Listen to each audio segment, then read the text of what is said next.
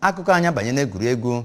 ọbịa dị nnọọ ka mmụọ egbomọkụ na ọnọdụ ọsara ọkụ na nya bụ asọmpi bụ nke achịkọbara na Amaokpala kachasị na Holy Ghost Academy bụ nke dị na Amaokpala n'Orumba North ma bụrụkwazị dịka ihe pụtara ihe na nya bụ iko mba ụwa bụ nke agbara nke ikpeazụ ya nke otu egwu bọọlụ Argentina nọ wee kwataghị akwata ha na otu egwu bọọlụ mba France ma bụrụkwazị dịka otu egwu bọọlụ Umudike gara nọ n'ihu wee gbanya bụ okpevu n'imeri otu egwu bọọlụ Ajango ma bụrụ na nya bụ asọmpi ikpeazụ nke nya bụ nnukwute asọmpi Amaokpala chịkọbara. Umudike FC bụ ndị nke gara nọ n'ihu wee gosi otu egwu bọọlụ Ajango na etu esi wee na-apịa ụkwa dịkwa n'iche na etu esi wee na-agba egwusi ma bụrụ nke ha nọrọ n'ime ya wee gosi na nwoke na nwoke ra bụkwa n'ọnụ. Onye nta akụkọ anyị Emmanuel Chigbata ga-ewetara gị akụkọ a.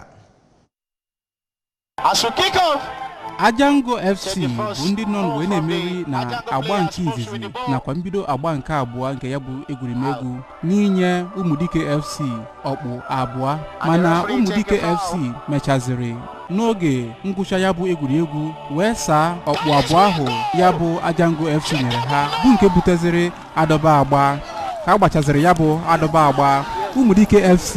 meriri ya bụ egwuregwu site n'inye ndị Ajango FC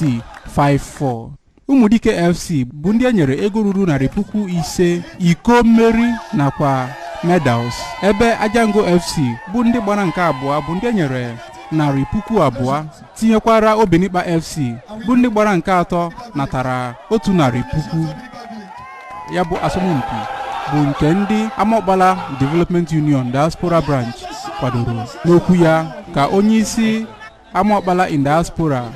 Dọkịta Chukwudi Okeke nke ọ bụ ndị nọ na mba ofesi nọchitekwara Prince Chidebele Ikweto nakwa Maazị Izuchukwu Ọnụọha sịrị na ya bụ asọmpi n'iji mee ka ọchị dị n'iru ndị ya bụ obodo nakwa iji wee jikọọ ha ọnụ. Dọkịta Okeke kwuru na ebumnobi ya bụ mmemme bụ n'iji fụ na a gbara ndị ntorobịa na ya bụ obodo ume n'iji fụ na a na-anọchitekwa Amaokpala nke ọma na mpaghara Naịjirịa niile nakwa mba ụwa niile. N'ikele onye bụ caretaker committee chairman nke Amaokpala Development Union Maazị Jude Ezudegbe kwupụtara na egwuregwu nke 2022-2023 bụ nke a haziri ọfụma ma kelekwa Umudike FC maka mmeri ha. Onye bụ onye na-azụ Umudike FC bụ Maazị Onyekachukwu Okonkwo sịrị na ha atụghị anya na ha ga-emeri ma mee ka mata na ọ bụ site n'ike nke Chineke nakwa ọtụtụ ọrụ ha rụgasịrị mere ha jiri wee merie ya bụ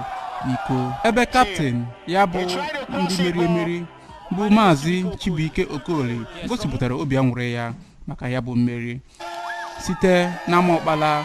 Emmanuel Chigbata maka akụkọ ụwa ABS.